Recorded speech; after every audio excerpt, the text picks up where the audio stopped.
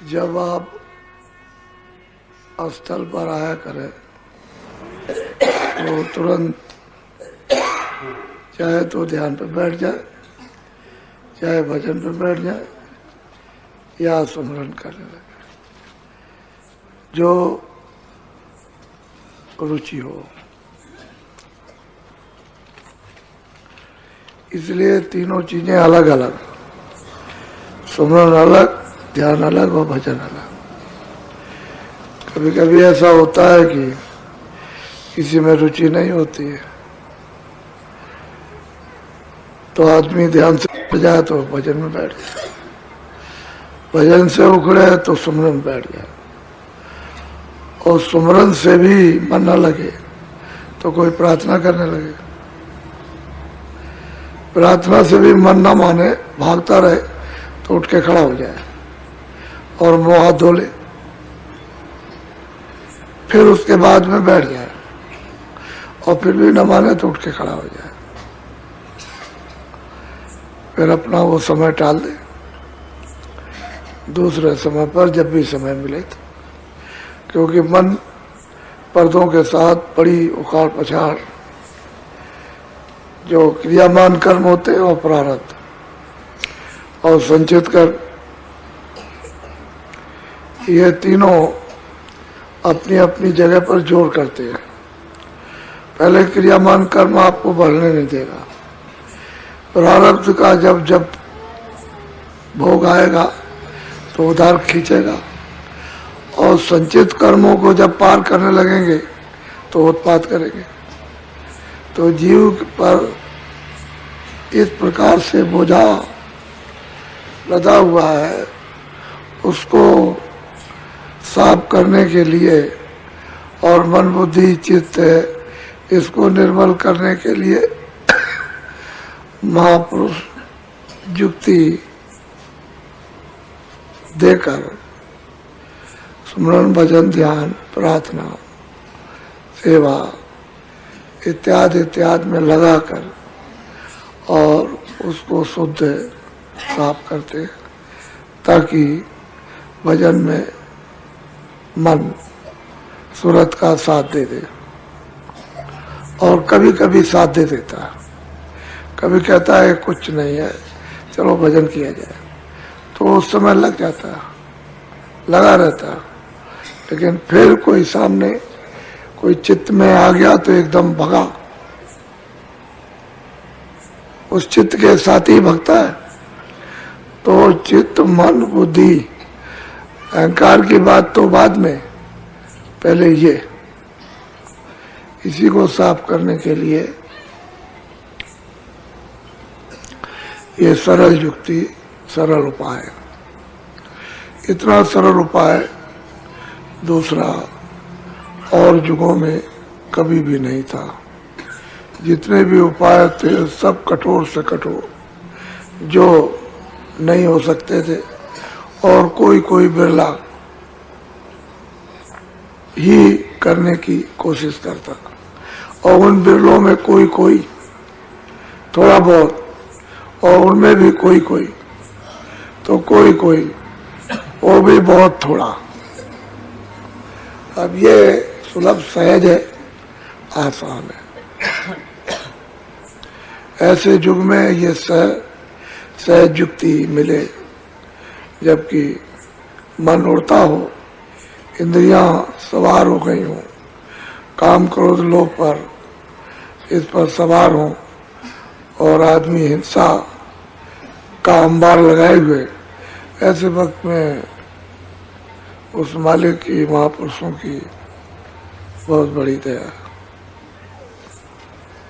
आपको बताया था कि ये राज ईश्वर का है यहाँ, और वो यहाँ से कितने करोड़ों योजन ऊपर बैठे हुए हैं। वैसे उनका तो उतार यहाँ होता नहीं, वो भी उतर के नहीं आएंगे कि जगह छोड़ दे तो सब रचना खत्म हो जाए, तो जगह छोड़ नहीं सकते, और आप वहां पहुंच नहीं सकते हो। जब कभी कभी पृथ्वी भार से जब लद जाती है और कूड़ा कचरा गंदगी जब जमा हो जाती है, तो उसके लिए अवतारी शक्तियाँ वो अपने मंडल से या तो आद्या महाशक्ति को आदेश दे देंगे या स्वर्ग वैकुंठ से वहाँ आदेश मिल जाएगा, या अपने लोग से जहाँ बैठे हुए तो एक शक्ति को भेज देते हैं, वो यहाँ करके ये सब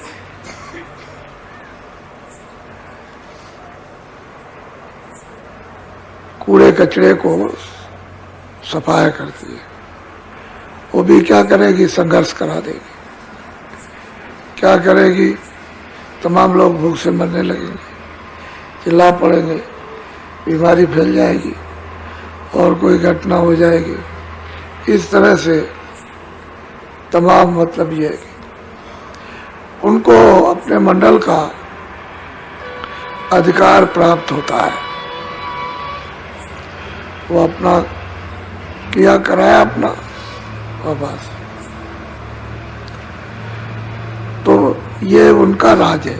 उनके राज में बहुत गड़बड़ी हो गई।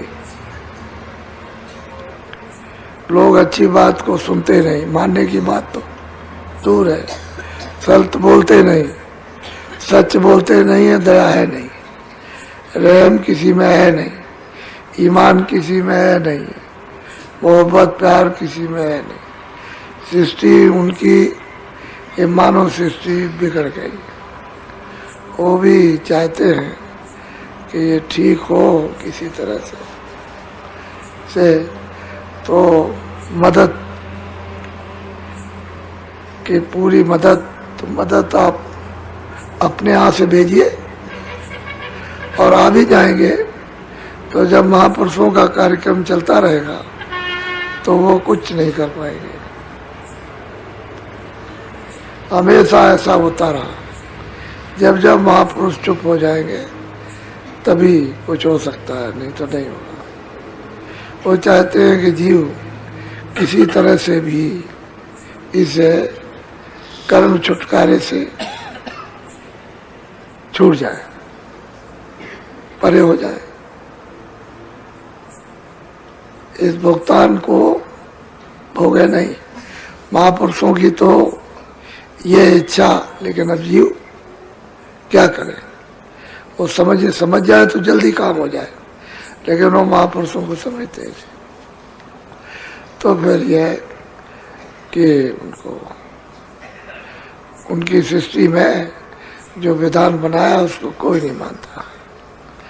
ये जो कागजों पर लिखा है इसको तो लोग आजकल फाड़ फूड़ के फेंकना चाहते हैं, लेकिन मान लो कि उनका विधान आप फाड़ के फेंक भी दीजिए और कहीं नाम निशान को न रहने दीजिए, लेकिन बोध तो नहीं फाड़ सकते हो। फिर मतलब यह तुरंत महीने 2 महीने में तैयार हो जाएगा। बोध तो बोध ही है, वो बोध है। उस बोध से जो सत्य उच्चारण हुआ है वो है, वो नियम है। तो आप लोग सत्य पर चलने लगे और सत्य क्रिया करने लगे, सत्य देखना, सुनना, बोलना, तो फिर कोई झगड़ा झंझट नहीं किसी तरह। इसीलिए कोई रामायण फाड़ता, कोई गीता, कोई भागवत, कोई कुरान, कोई रामायण को बुरा कहता है, कोई कुरान को बुरा, कोई वेदों को बुरा, कोई शास्त्रों को, कोई किसी को, कोई संतों को, संतों की वाणियों को, कोई कुछ है। तो इससे क्या होगा? इससे मालूम होता है कि आप कुछ नहीं जानते, कुछ नहीं। आपको उसका जरा सा भी मतलब यह है कि छू करके भी, हवा में भी उसका ज्ञान नहीं है।